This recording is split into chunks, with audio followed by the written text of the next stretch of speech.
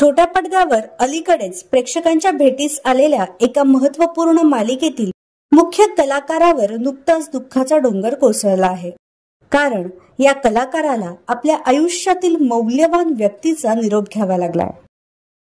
तर हा कलाकार आहे स्टार प्रवाहावरील येड लागलं प्रेमाचं या मालिकेतून प्रेक्षकांच्या भेटीस आलेला अभिनेता जय दुधाणे।